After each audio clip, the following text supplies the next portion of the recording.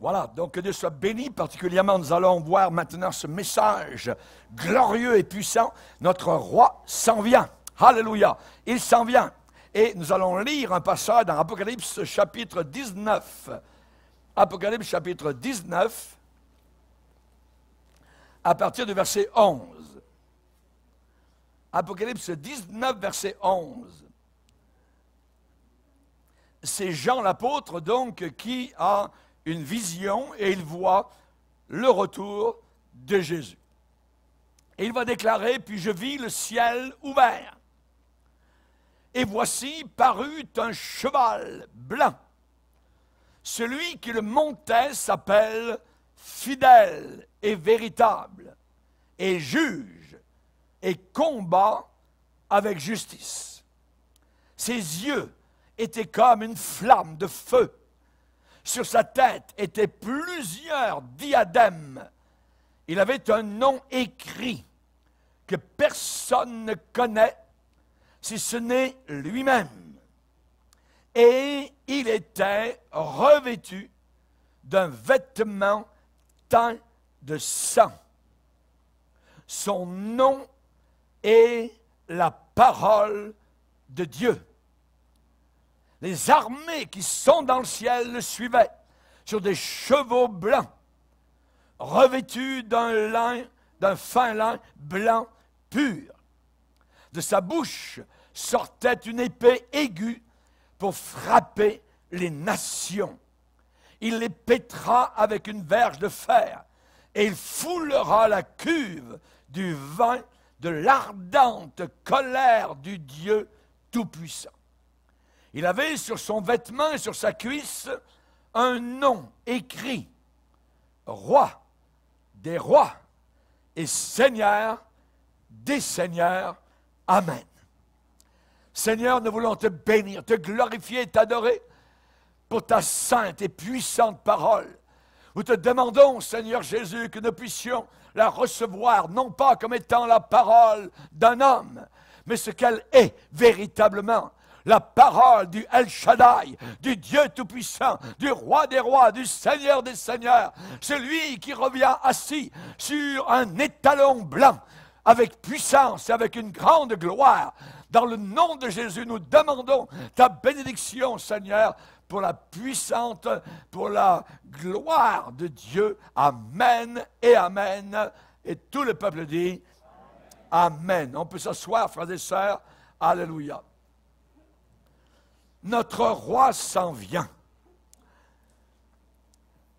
À la fin d'une journée très longue, de dur travail, un vendeur de porte à porte est retourné à sa chambre d'hôtel.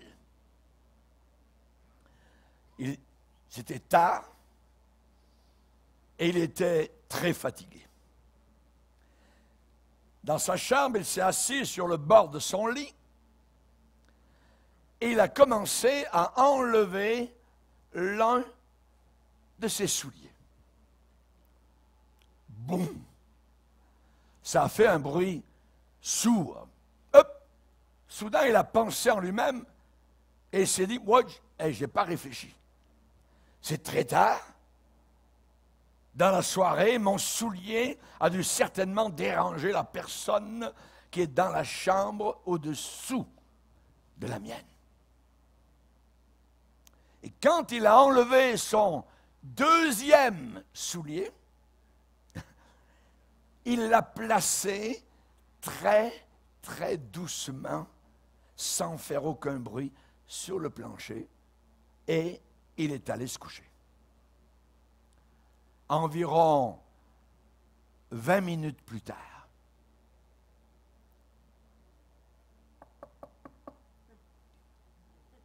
on a frappé à sa porte. Il est allé répondre, et là se tenait un homme avec des grands cernes noirs sous les yeux. Et l'homme lui a dit, « Monsieur, s'il vous plaît, voudriez-vous laisser tomber l'autre soulier? pour que je puisse arriver à dormir. J'attends depuis 20 minutes que vous fassiez tomber le deuxième soulier. Je ne l'ai pas entendu.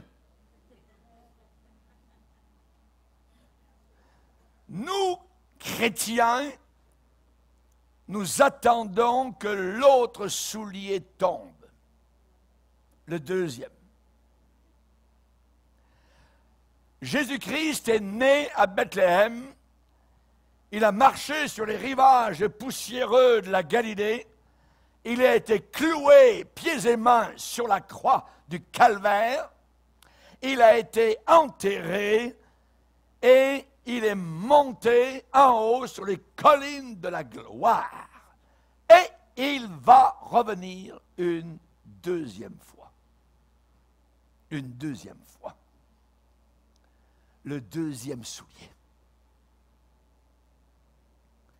Lorsque je m'en serai allé, que je vous aurai préparé une place, je reviendrai. Je reviendrai. Les anges, le jour où Christ est monté au ciel, les anges ont dit aux apôtres, ce Jésus qui a été enlevé du milieu de vous au ciel, reviendra de la même manière. Reviendra de la même manière. Hébreux 9, verset 28 nous dit, Jésus qui s'est offert une seule fois pour porter les péchés de beaucoup de personnes, apparaîtra sans péché une deuxième fois. Deuxième soulier. Une deuxième fois. Il apparaîtra à qui? À ceux qui l'attendent pour leur salut. À ceux qui l'attendent. L'incarnation de Jésus-Christ. Jésus venu en chair, né de la jeune fille Marie, vierge. L'incarnation de Jésus sans le couronnement de Jésus, c'est comme avoir l'Est sans l'Ouest. L'Est ne peut pas exister sans l'Ouest. S'il y a l'Est, il y a l'Ouest. Et c'est comme s'il c'était des fiançailles sans mariage. S'il y a fiançailles, normalement, il y a quelque temps plus tard un mariage. Voilà l'autre soulier qui doit tomber. Jésus reviendra une deuxième fois et nous l'attendons. Certaines femmes disaient à leur mari pécheur qui partait pour un mois ou deux en mer, sur le quai du départ, chérie, dis, quand reviendras-tu? Dis, quand reviendras-tu? Cela fait 2000 ans que Jésus est parti sur les mers et océans du ciel. Et nous sommes sur le quai.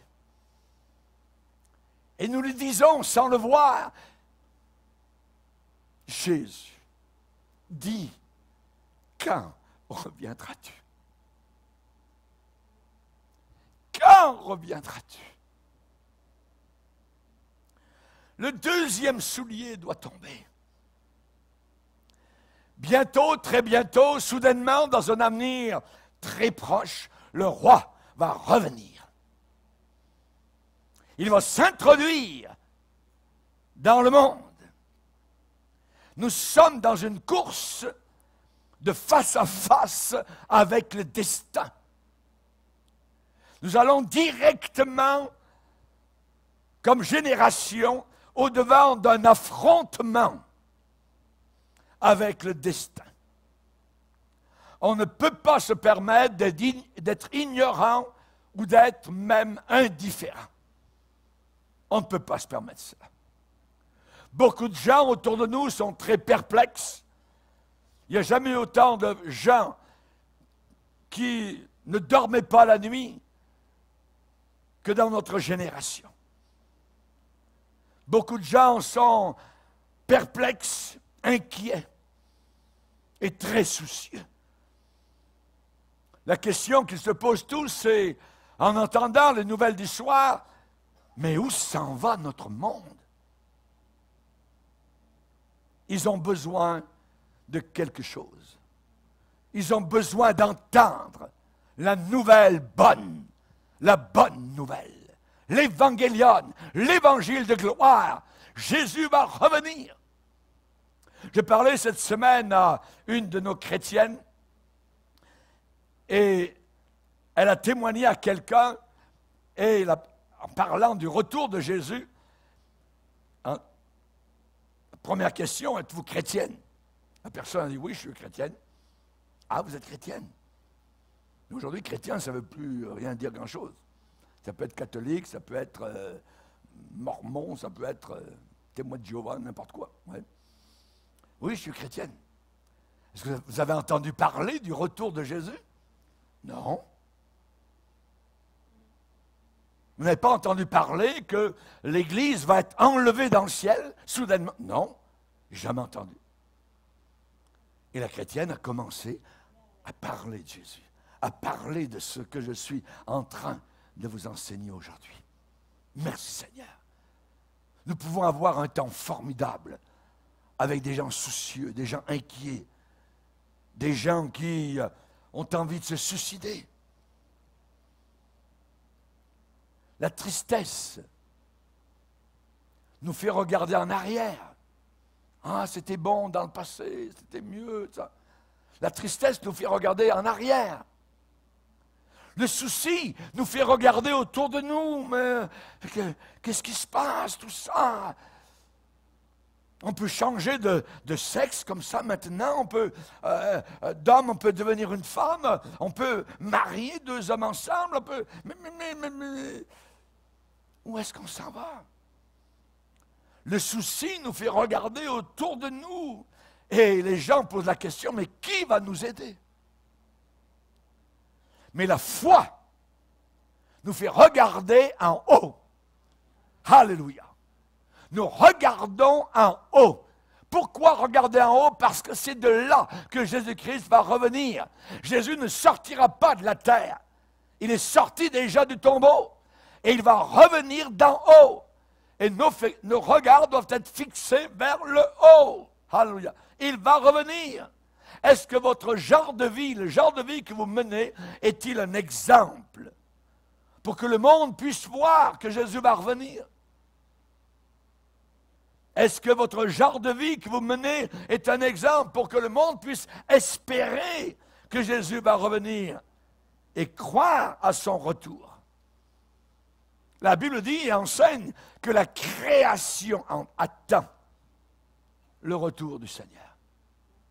La création, dans Romains chapitre 8, il est dit la création attend avec un ardent désir la révélation des fils de Dieu. Nous serons révélés à son retour. Ce que nous sommes, que nous portons en nous, un trésor. Les puissances du siècle à venir. Nous portons en nous les puissances du 22e siècle. Alléluia. La création attend. Attend. Nous savons que jusqu'à ce jour, la création tout entière soupire et souffre les douleurs de l'enfantement. Et vous remarquez comment la création quasiment a une bouche pour parler, pour dire « je ne peux pas supporter le péché ». Les volcans, les tsunamis, les feux, tout ce que vous voulez, la globalisation, la création ne peut plus quasiment supporter le péché. C'est le péché qui amène ce que nous voyons. C'est le péché. La Bible dit que la terre chancelle sous le péché. La création attend le retour du Seigneur. Et la Bible dit, mais nous aussi, qui avons en nous les prémices du Saint-Esprit, nous aussi nous soupirons en nous-mêmes en attendant la rédemption de notre corps. Nous aurons un autre corps dans la gloire éternelle. Notre corps est faible, notre corps diminuant fort, notre corps diminue. Les oreilles, les yeux, les intestins, tout ce que vous voulez. Nous attendons, nous soupirons nous-mêmes pour un nouveau corps dans le ciel. Nous attendons son retour. Ça va se passer quand il va revenir. Tu auras un nouveau corps, ma sœur, un nouveau corps, mon frère. Alléluia. Gloire au Seigneur. Nous allons voir 3 choses sur le retour de Jésus. 3. Jésus va revenir visiblement. Visiblement. Jésus va revenir victorieusement et Jésus va revenir pour tirer vengeance sur la planète Terre et ses habitants. C'est les 3 choses que nous allons voir. Alors évidemment, le petit cœur dit, je voudrais être prêt. Être certain. Je voudrais être fidèle jusqu'à la fin. Pour que Jésus, au grand jour, puisse m'appeler là-haut avec lui pour toujours. Premièrement, Jésus va revenir visiblement. Le voir, lui, visiblement, de façon visible. Certaines personnes essaient aujourd'hui de spiritualiser la deuxième venue de Jésus. En disant, oui, rappelez les témoins de Jéhovah, ils ont dit, en 1914, Jésus est venu, mais on ne l'a pas vu, parce qu'il est venu juste au-dessus de la terre. Mon œil. Quand Jésus va revenir, il va revenir visiblement. Toutes les tribus de la terre, toute la population mondiale, les milliards de personnes le verront. Le verront. Ça sera un événement historique, réel, puissant. Jésus est monté au ciel de façon littérale et de façon visible. Les apôtres l'ont vu et les anges ont dit, ce même Jésus reviendra de la même manière, visiblement. Visiblement. Il reviendra littéralement, physiquement, visiblement. Sur le mont de l'Ascension, les anges ont vu que les disciples continuaient à regarder, mais Jésus n'était plus là, avait disparu. Une nuée de gloire avait passé devant eux, plus de Jésus. Mais eux, ils continuaient à regarder, à regarder, à regarder. Ils n'avaient jamais vu ça. Et si j'avais été avec eux, j'aurais fait la même chose.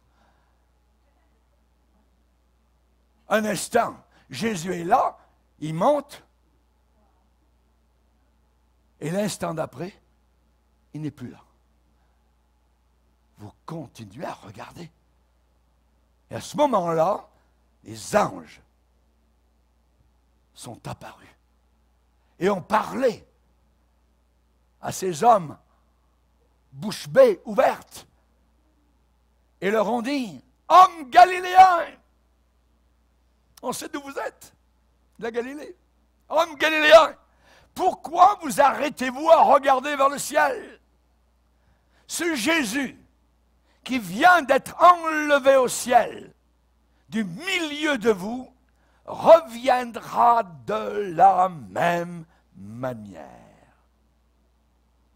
que vous l'avez vu montant au ciel. » Nous avons lu tout à l'heure dans Apocalypse 19, Jean a vu le retour de Jésus. Et il a dit, puis je vis le ciel ouvert, et voici parut un cheval blanc, un étalon blanc.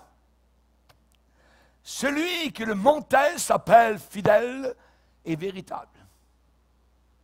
Celui qui le montait s'appelle fidèle et véritable, vrai.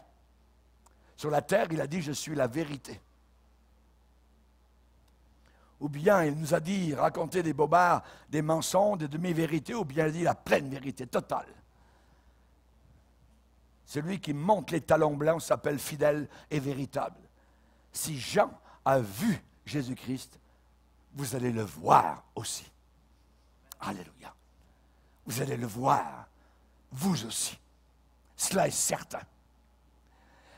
La Bible dit, voici, il vient avec les nuées, et tout œil le verra. ceux qui l'ont percé, ça veut dire les Juifs, et toutes les familles de la terre se lamenteront à cause de lui. Ils vont pleurer. Pourquoi? Parce qu'ils ne sont pas prêts. Cela est certain. Oui et amen. Toutes les familles de la terre incrédules vont pleurer à cause de lui, se lamenter. Ils vont le voir. Jésus va revenir visiblement avec puissance, avec gloire et majesté. Majesté. Beaucoup de personnes aujourd'hui, parmi les chrétiens, sont confus, ne savent pas, sur la deuxième venue de Jésus-Christ. Le deuxième soulier.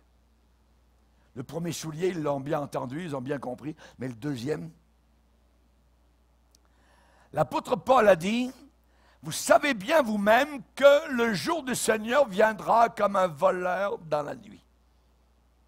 Quand les hommes diront paix et sûreté, une ruine soudaine les surprendra et ils n'échapperont pas. Et ils n'échapperont pas. L'apôtre Pierre dit à son tour, le jour du Seigneur viendra comme un voleur. En ce jour, les cieux passeront avec fracas et les éléments embrasés, enflammés, se dissoudront avec toutes les œuvres de la planète Terre. Quand je vois des constructions aujourd'hui, des centres-villes en train d'être érigés, je me dis, ça va tout brûler. Ça va tout brûler. Et ces deux passages, celui de Paul et de Pierre, nous parlent de la venue de Jésus mystérieuse comme un voleur dans la nuit. Comme un voleur dans la nuit. Ça sera soudain. Comme un voleur dans la nuit. Quand la Bible utilise le mot mystère, je vous dis un mystère. Le mot mystère, mystérion en grec, ça ne signifie pas quelque chose comme un roman que vous lisez et qui est mystérieux. C'est pas ça que ça veut dire. Ça signifie un mystère, c'était une vérité inconnue auparavant, mais révélée maintenant. Je vous dis un mystère. Nous devons comprendre qu'il y a deux phases. Deux phases. Écoutez bien. Deux phases dans la venue de notre Seigneur Jésus-Christ. Il y a premièrement l'enlèvement. L'enlèvement. La première chose, l'enlèvement de l'Église, quand Jésus reviendra uniquement pour chercher son épouse. Les vrais chrétiens, les vierges sages. C'est l'enlèvement. C'est une partie du retour de Jésus. L'enlèvement. Nous serons enlevés. Vous serez au travail, vous serez dans le bureau, vous serez à l'école, l'université, vous serez en train de travailler à l'hôpital, tout ça, et soudain, paf, vous partez. Nous serons enlevés, nous serons saisis puissamment, et nous serons ôtés de la terre. Avant, A-V-A-N-T, barre. Avant la grande tribulation qui va durer 7 ans sur une planète rebelle à Dieu. Nous serons enlevés avant. Avant. L'enlèvement est inexplicable. C'est inexplicable, c'est étrange, c'est énigmatique, incompréhensible. C'est un grand mystère. Je vous dis un mystère, dit l'apôtre Paul, 1 Corinthiens 15, je vous dis un mystère, nous ne mourrons pas tous. On a enterré jusqu'à présent nos chrétiens et nos chrétiennes. Mais Paul dit, attendez, nous ne mourrons pas tous. Mais tous, en un instant, en un clin d'œil, nous serons enlevés, transformés. Ce corps corruptible, soudainement, en un instant, en un clin d'œil, faites-moi un clin d'œil. C'est bien. C'est très rapide. En un clin d'œil, c'est ce que la Bible dit, c'est le texte. Le Saint-Esprit a marqué ça en un clin d'œil. En un clin d'œil. Soudain, toc, enlevé, et nos corps seront transformés. Et c'est avec ce corps tout nouveau, tout neuf, puissant, fort, que nous passerons l'éternité avec Jésus, que nous le verrons dans toute sa gloire. Alléluia. Alléluia. Merci Seigneur. Merci Seigneur. Donc, premièrement, le retour de Jésus, l'enlèvement de l'Église. Premièrement. Deuxièmement, Jésus va revenir aussi après la grande tribulation de 7 ans. Et c'est ce que nous avons lu dans Apocalypse 19. Après la grande tribulation, ce sera la révélation quand Jésus-Christ va revenir visible à la planète Terre avec son épouse. Nous revenons, nous les enfants de Dieu sauvés par le sang de Jésus et qui avons persévéré jusqu'à la fin, nous revenons avec Jésus. Et la terre se lamente à nos pieds. Jésus est en avant sur l'étalon blanc. Nous sommes des millions qui le suivent. Nous avons été enlevés 7 ans auparavant.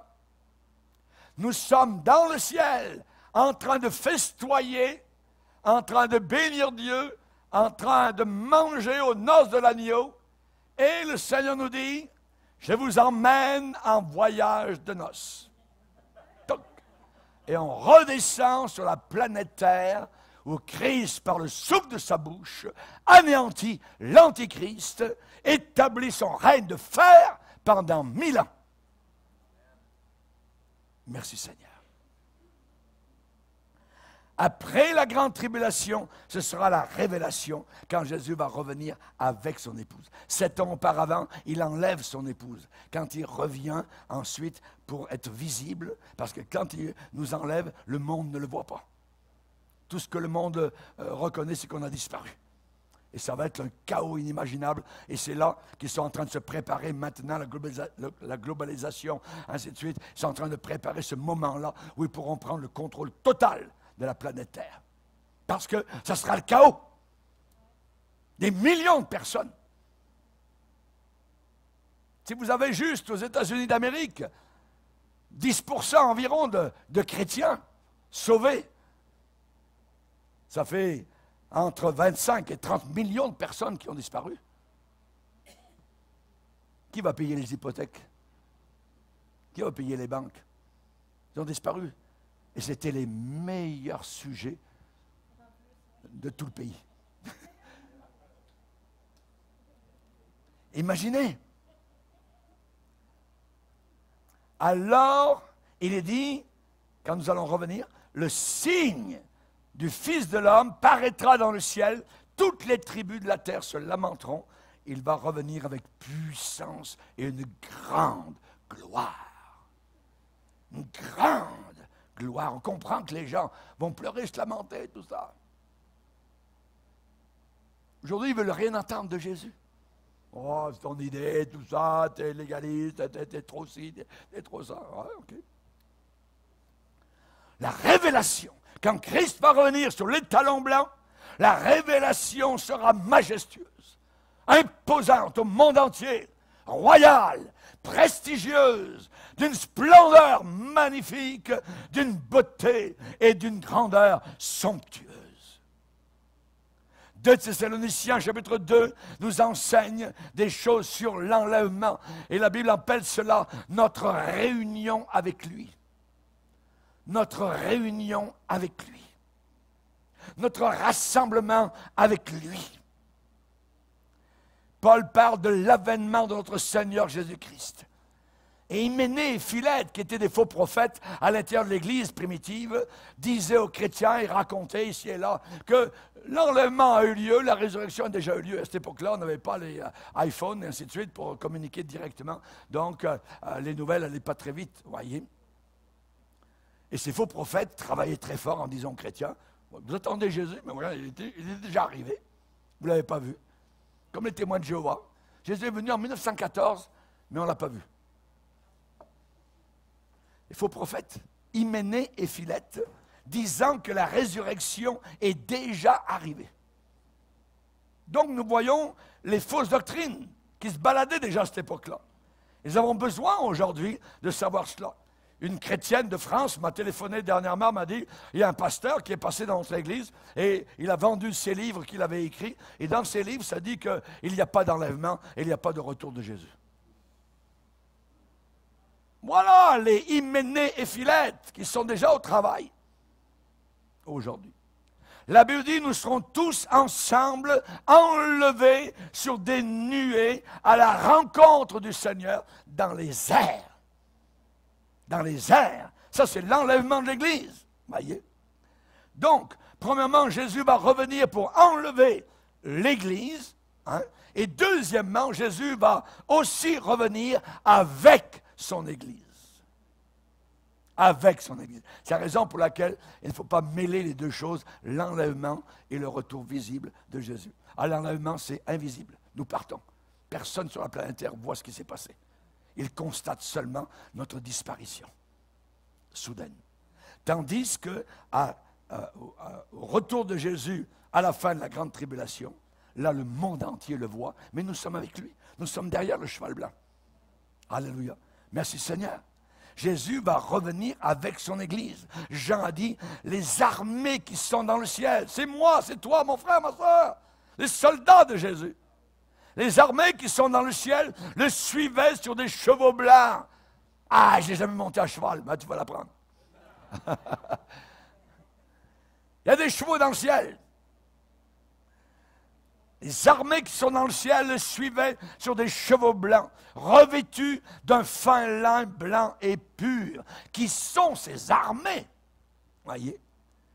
Eh bien, ce sont les chrétiens et les chrétiennes qui composent l'épouse du Seigneur Jésus. Revêtus de fin lin blanc. C'est la justice des chrétiens. Nous sommes revêtus de cette robe blanche que nous sommes allés chercher à la croix du Calvaire, dans la garde-robe du Maître. Alléluia. Sa justice à nous. Son salut. Merci Seigneur. Merci Seigneur. Alléluia.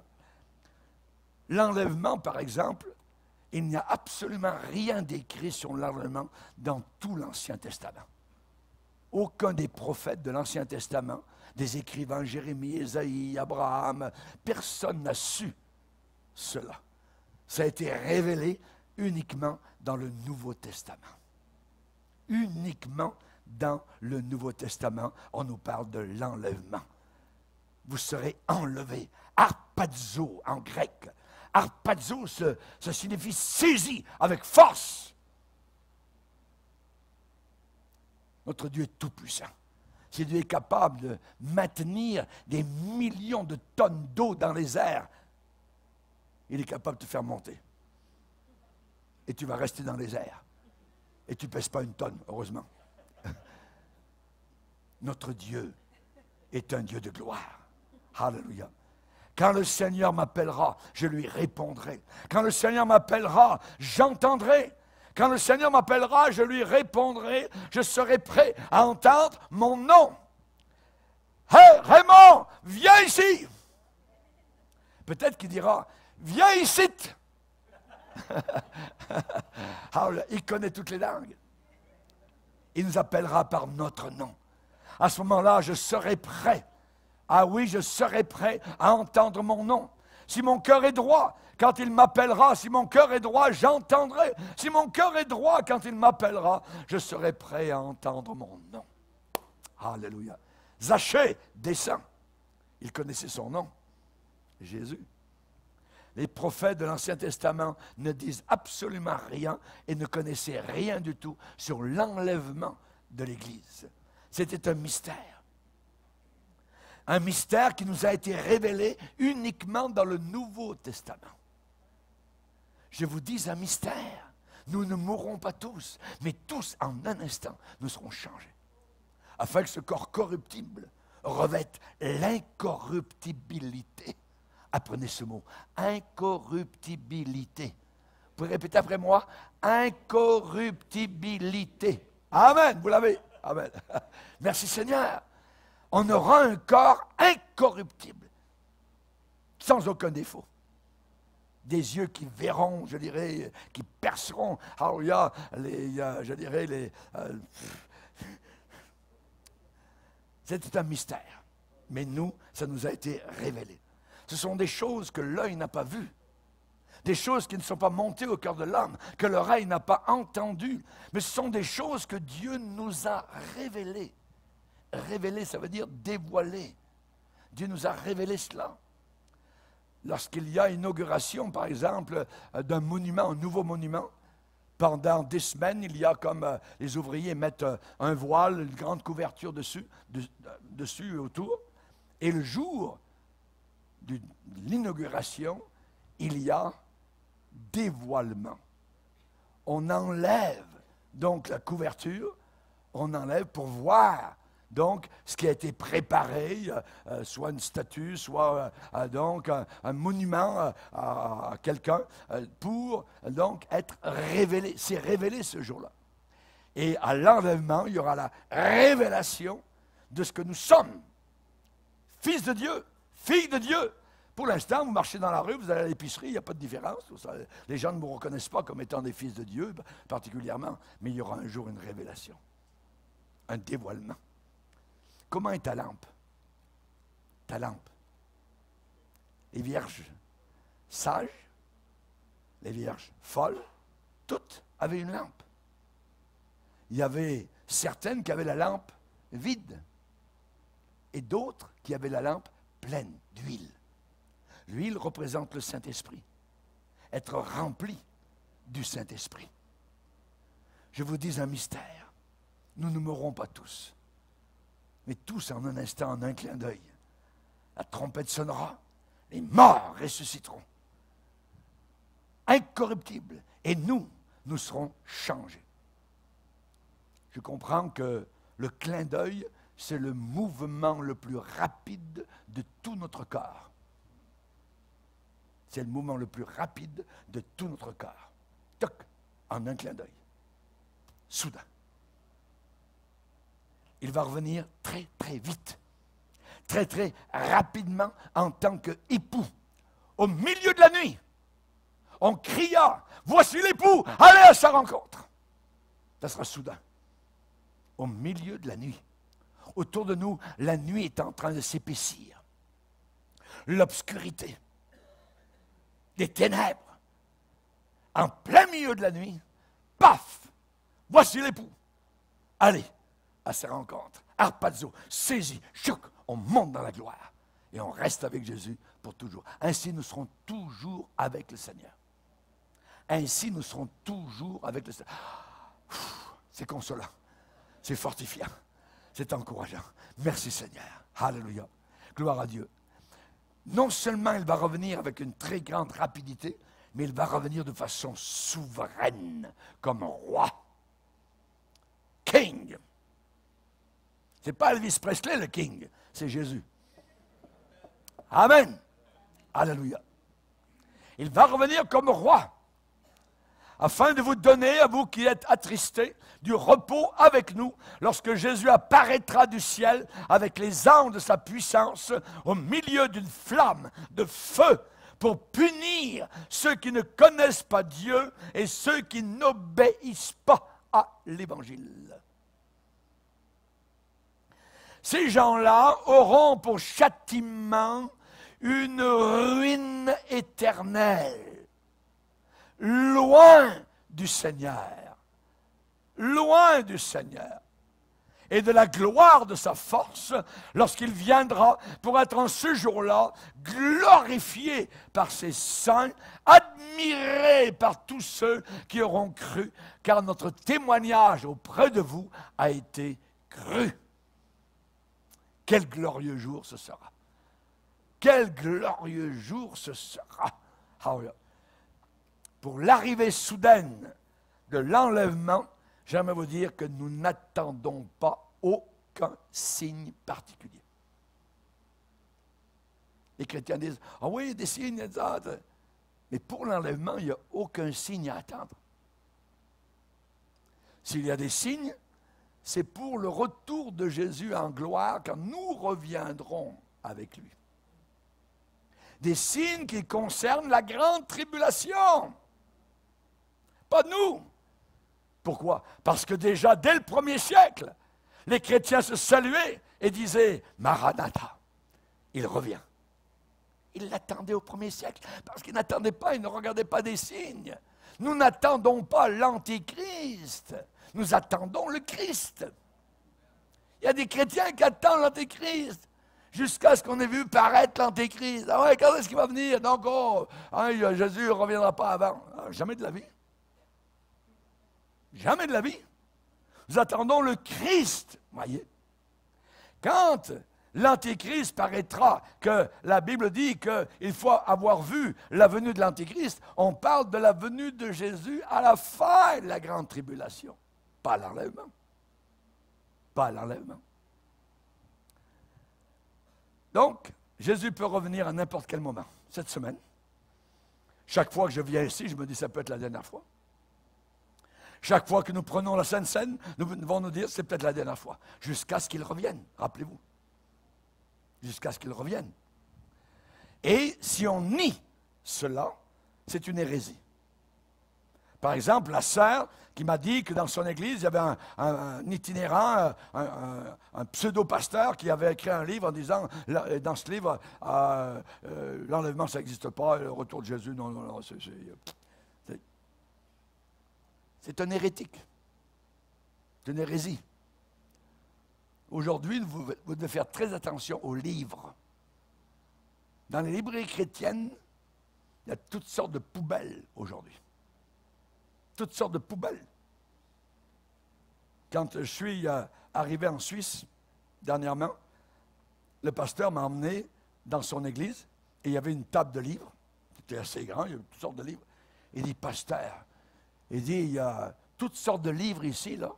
Et la dame qui s'occupe des livres, elle en fait venir, elle ne me consulte même pas, tout ça. Est-ce que vous pourriez voir tout ça? J'ai regardé. Ça, c'est pas bon. Ça, c'est pas bon. Ben non, là, c'est un faux prophète. Ben non, là, le gars, il prêche l'évangile de prospérité. Et l'autre, et ainsi de suite. Un autre livre, j'ai commencé à regarder, je suis tombé en disant, ah bien, Jésus était un homme noir. Alors qu'il y a des gens qui croient que Jésus est un homme noir. On a connu ici un pasteur qu'on connaissait très bien, vous voyez, qui est allé en Afrique et il est mort là-bas. Hein, il a cru à cette fausse doctrine. Et il attendait, Jésus revient au Congo. Vous voyez? Ouais, non. À la fin de la mission, vous savez ce qu'elle est devenue la table?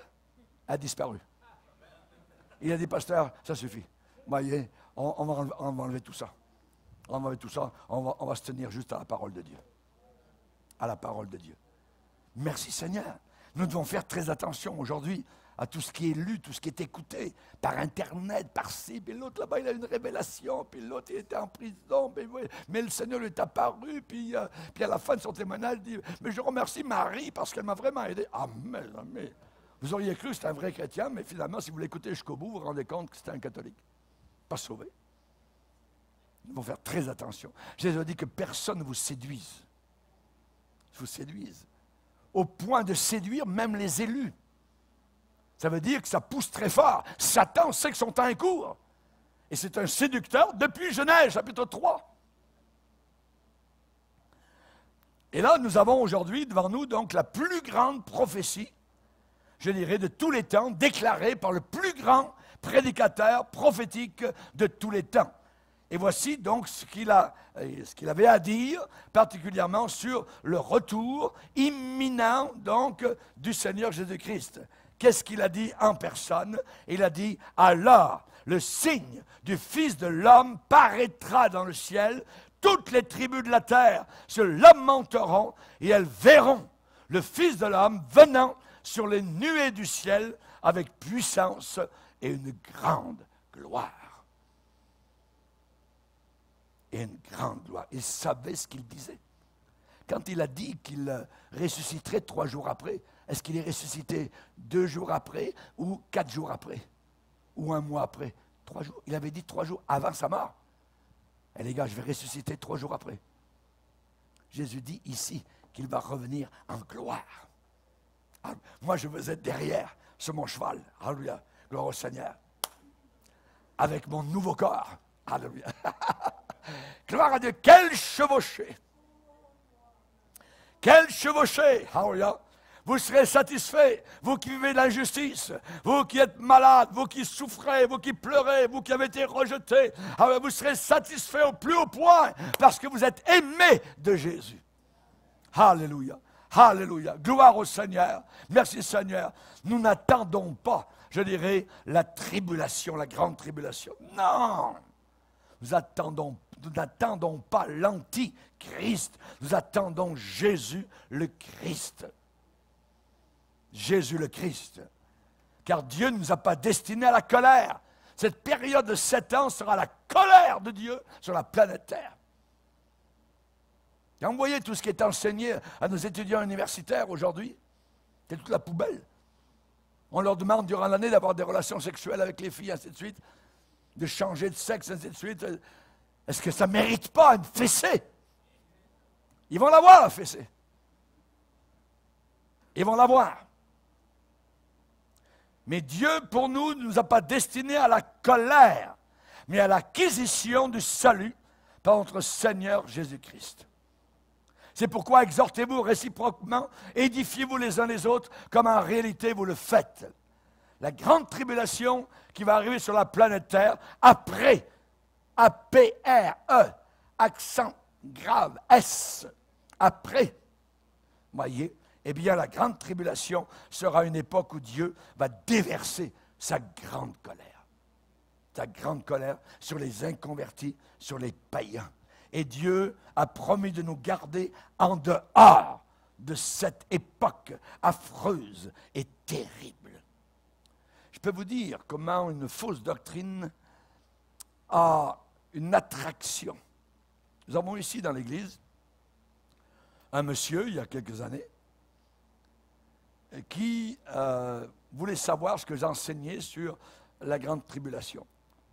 Et je lui ai dit, oui, nous avons déjà un enseignement qui est intitulé « L'Église ne passera pas par la grande tribulation ». Et là, on l'avait donc sur CD, DVD, et on lui l'a donné. Bien décrit. Pourquoi? Il y a à peu près au moins 12 raisons pourquoi nous ne passerons pas par la grande tribulation. En revenant, il a redonné le DVD et il a continué à croire à son hérésie. Évidemment, il n'est pas resté parmi nous. Nous avons eu une dame ici qui, de temps en temps, nous aidait à conduire les champs. Elle a cru ça aussi. Elle n'est plus avec nous. Plus que ça, elle est divorcée de son mari. Une fausse doctrine, ce n'est pas une petite affaire. Oh, pourvu qu'on croit à Jésus, Jésus nous aime, tout ça, il est mort sur la croix. Non, non, il y a plus que ça. Il y a bien plus que cela. Le Seigneur a dit qu'il nous garderait en dehors. Il a promis à l'église de Philadelphie, parce que tu as gardé ma parole. Tu as gardé ma parole. La parole de la persévérance en moi. On a parlé tout à l'heure de la persévérance. Ça revient. Écoutez l'Esprit, ce qu'il est en train de dire. Parce que tu as parce que tu as gardé la parole de la persévérance en moi, je te garderai aussi en dehors de l'heure de la tentation qui va venir sur le monde entier pour éprouver tous les habitants de la planète. Je vais te garder en dehors. L'enlèvement, hors de ça. Enlevé. Harpazo. Saisi. Rencontre dans les nuages. Oui, mais pasteur, il a dit ça à l'église de Philadelphie. Tu as gardé la parole, la persévérance, je vais te garder en dehors de l'heure de l'épreuve qui va venir sur le monde entier. Il a dit ça il y a 2000 ans, à l'église de Philadelphie. Oui, c'est vrai. Oui. C'est à l'église de Philadelphie qu'il a promis cela.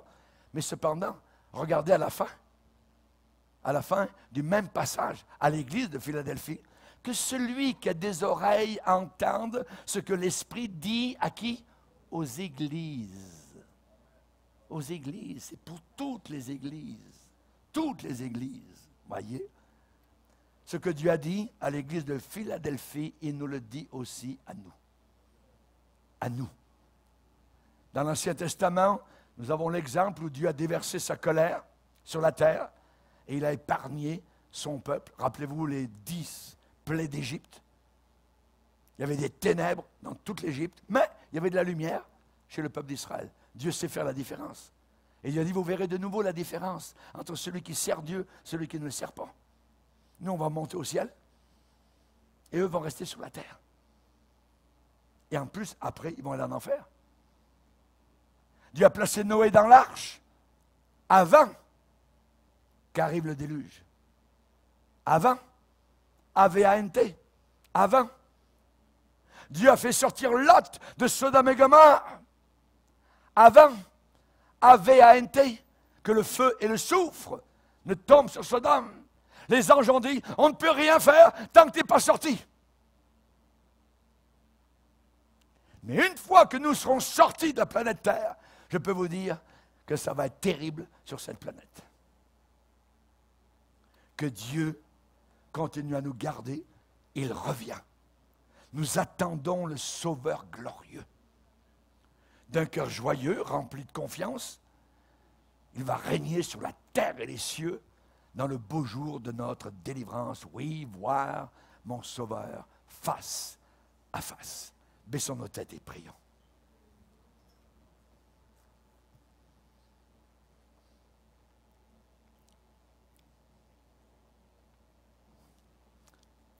Y a-t-il de l'huile dans ta lampe?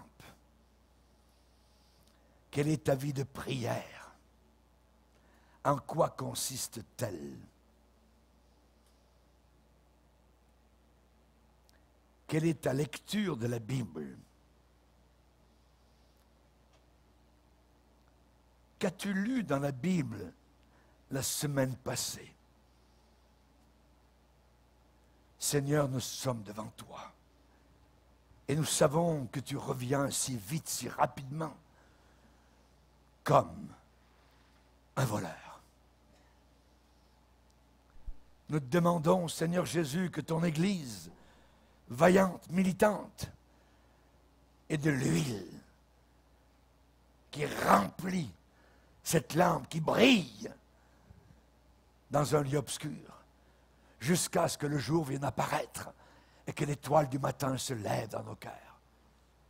Car nous savons très bien, Seigneur, qu'aucune prophétie de l'Écriture ne peut être l'objet d'une interprétation particulière. Mais c'est poussé par le Saint-Esprit que des hommes ont écrit, ont averti de la part de Dieu. Merci, Seigneur, d'avoir éclairé nos yeux. Garde-nous pour ce jour. Jour puissant, jour dont ta parole nous a tant parlé. Au nom de Jésus, Amen. Et tout le peuple dit, Amen. Levons-nous ensemble devant le Seigneur. Pour écouter plus de conférences de prédication et d'études bibliques qui ne sont pas disponibles sur YouTube, rendez-vous sur notre site rbmif.org et vous allez accéder à notre menu messages, vidéos, prédications et vous aurez ainsi accès aux messages censurés. Que Dieu vous bénisse.